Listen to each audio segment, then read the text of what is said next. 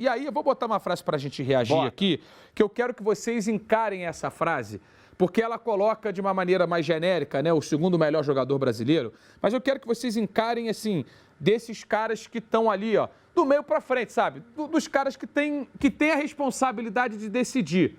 Porque a gente sabe que o Marquinhos é um monstro, que o Casemiro é um monstro, que o Alisson é um monstro, que esses estão na hierarquia do futebol mundial à frente de vários outros. Você está falando depois do Neymar, é isso? É isso que você quer dizer? Exatamente. Eu quero saber o seguinte, mas dos caras que definem, Ricardinho, a gente entendeu. Não necessariamente dos caras que estão ali atrás, que são vários dos melhores do mundo, repito. Ricardinho, você pode ser o primeiro a reagir. Levando em consideração esse contexto que eu apresentei, Gabigol é o segundo melhor jogador brasileiro atualmente. Como é que você reage? Coração? Apaixonou? Coração, joinha e aplausos para o Tite. Tá coberto de razão. Acertou em cheio, o Gabigol hoje é. O Neymar tá jogando de 10 na seleção, né? Tá ali no meio de campo. Então, eu até vou tirar o Neymar dessa brincadeira aí, porque ele tá de 10.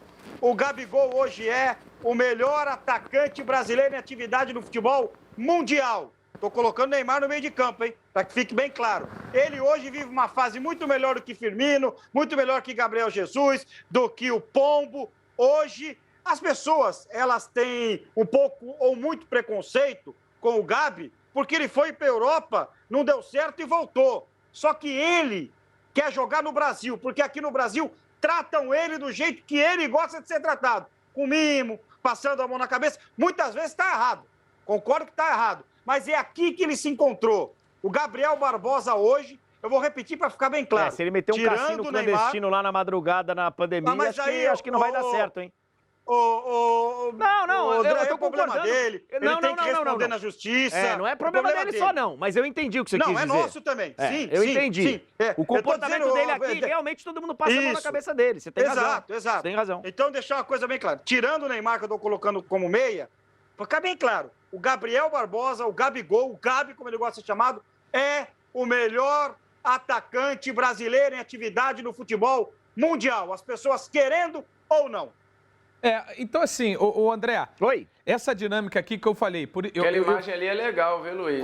Só antes da reação. A imagem do Tite conversando à parte ali com o Gabriel e com o Gabriel Jesus, ele falou na coletiva, na convocação, sobre jogar com dois caras por dentro, né? Já que o Renan Lodge está ocupando esse lugar de ala, ele pode jogar, a gente não precisa pensar em 1-9, a gente pode pensar em 2, ou em 2, 8,5, vai, porque eles se mexem muito. E, cara, são dois carrapatos, assim, não tem zaga que tenha paz com Gabriel Jesus e Gabigol, eu tô falando com e sem bola. E tem o Richarlison, que é um cara que é ativo, muito ativo, no sentido assim, o cara transpira muito, mas ele se mexe o tempo inteiro, ele incomoda o tempo inteiro, e o Brasil tá ensaiando esse ataque. E aí eu já vou aproveitar para pegar o Formiga aqui na reação, então, já que vai no André, cara, eu interrompi ele aí. Não, porque assim... Como assim vai no André, Fera? Então agora tá olhando na imagem. Aqui não tem essa, irmão. Você não comanda o programa, não. Apareceu na imagem, a gente solta pra reagir. Quem comanda o programa é o Luizinho. Isso, e o diretor de corte que tá lá dentro, lá. Fica lá.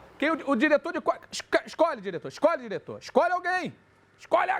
Fala a fonte. Ah lá, aí não, aí você enlouqueceu. Formiga, então vambora, ele escolheu você. Gabigol é o segundo melhor jogador brasileiro atualmente, levando em consideração esse contexto que eu fiz questão de explicar aqui, pra gente não colocar na briga o Casemiro, o Marquinhos Perfeito. E o goleiro, porque senão polui um pouquinho desse debate. Perfeito. Nessa visão do cara da decisão. Eu não tenho tanta convicção quanto o Ricardinho, mas eu fico naquela... No John Travolta, eu gosto de chamar de John Travolta. Que é assim, eu vou tentar me ambientar. Essa imagem que eu estava falando aqui, eu tendo a concordar, mas eu fico assustado com a minha própria concordância, porque eu falo, cara, a lógica não era para ser essa, Pô, né? Se você se assusta com a sua opinião de vez em quando, imagina a gente. Pois é. Que não, a lógica não era para ser essa. Mas acho que é isso mesmo. Não era para ser o atacante do futebol brasileiro, o segundo melhor jogador. Era isso, mas né? eu acho que cara. E assim, aí eu não tô nem falando do quem é o mais talentoso, porque eu acho que, por exemplo, se o Douglas Costa tivesse apto, seria sempre ele, por exemplo, ou o Coutinho, vai. Não é talento, é executar o que tem para fazer. E aí, cara, hoje ninguém tá fazendo isso como o Gabriel. Eu acho que você não pode... A seleção, e aí o Tite deveria entender, acho que entende, que existe talvez essa crise de identidade, de um pouquinho de desconexão, das pessoas desanimadas.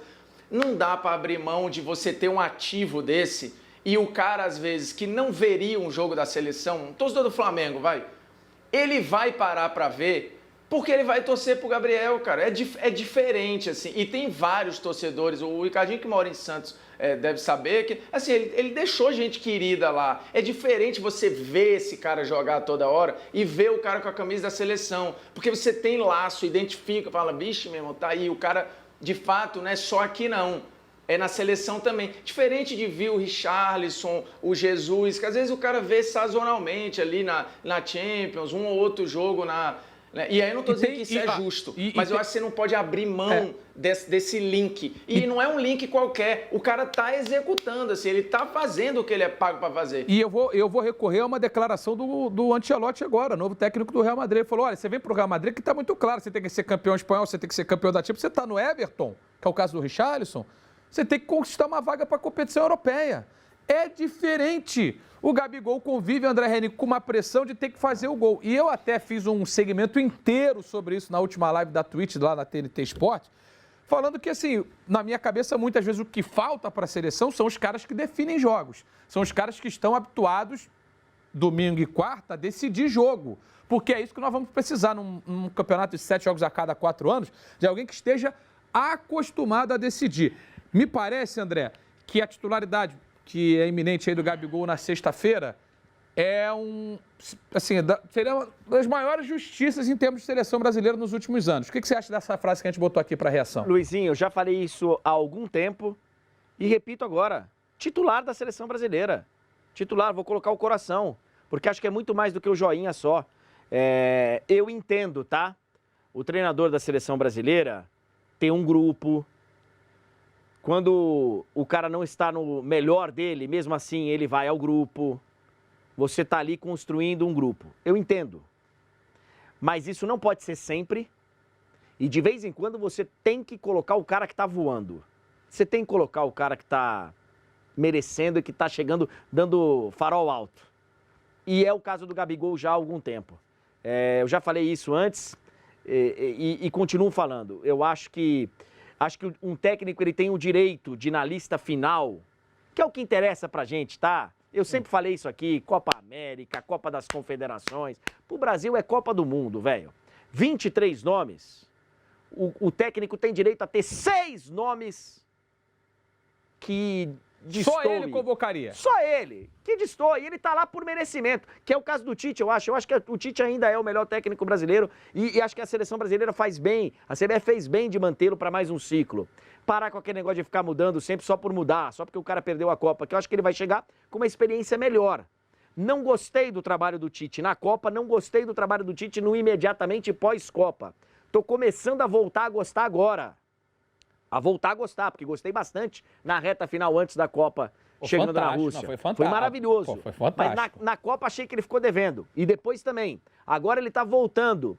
Então ele, por merecimento, tá lá, levar 6 caras que eu discordo, problema nenhum. Só que ele tem que levar para a Copa do Mundo 4, 5 caras que estejam voando no momento. Cara que acabou de fazer uma Champions voando, o cara que tá voando no Brasileirão, o cara que tá...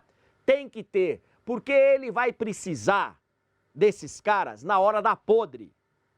É na hora que ele olhar pro banco, num jogo que ele tá perdendo de oitavas de final, de quartas de final, e falar, cara, pô, eu vou botar esse cara aqui tá num salseiro danado, esse cara aqui... Porque o Dunga não fez, né, Não fez, ele não tinha quem colocar. O Neymar voando. Ele não tinha quem colocar.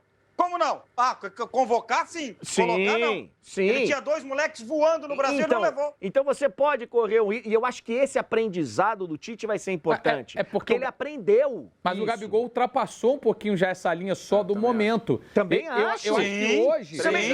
E acho que ele demorou. É que a gente não teve jogos. É isso. A gente teve poucos jogos e tal. Então eu até entendo a demora. Mas assim, ele tem que de vez em quando levar esses caras, porque na hora... final, na reta final, ele vai ter que fazer isso, cara. O Gabigol foi convocado em março, a gente tem que lembrar... Ele foi, mas ele não jogou. Né?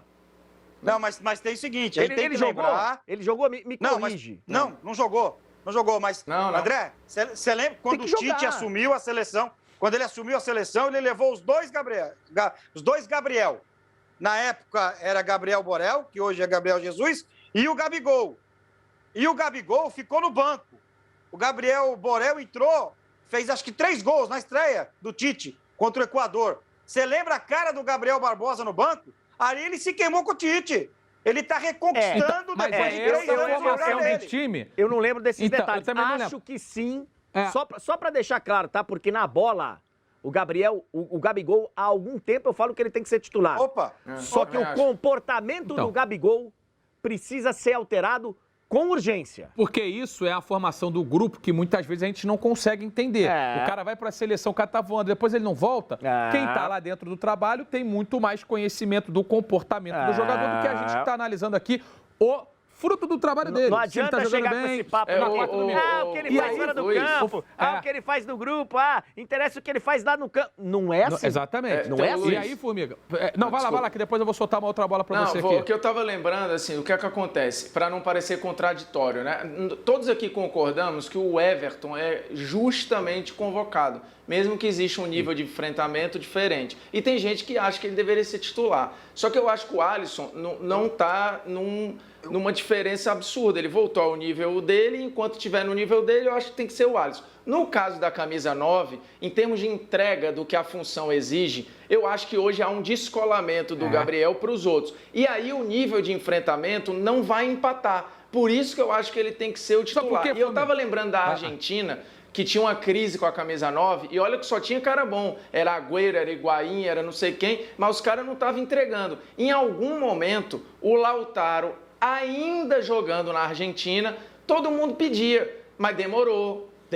Aí precisou o cara ir para Inter para ser convocado. Mas quando jogou com o Messi, casou bem. Eu acho que é assim. Perfeito. Casou bem. E aí é o seguinte, o que o Formiga tá falando, para mim nada traduz isso melhor do que hoje, se você tiver que rolar a bola para qualquer cara da seleção fazer o gol, você vai rolar primeiro pro Neymar e depois pro Gabriel Barbosa. Você não vai dar essa bola pro isso? Richard?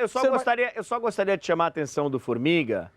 Eu entendo a comparação dele e é válida. Eu só acho que no gol tem uma leve diferença, tá? A gente eu acho que para mim para também. tirar o Alisson, ele precisa estar numa situação bem abaixo do que... Eu acho que você não muda... Você. Eu falei isso. Você não muda goleiro assim.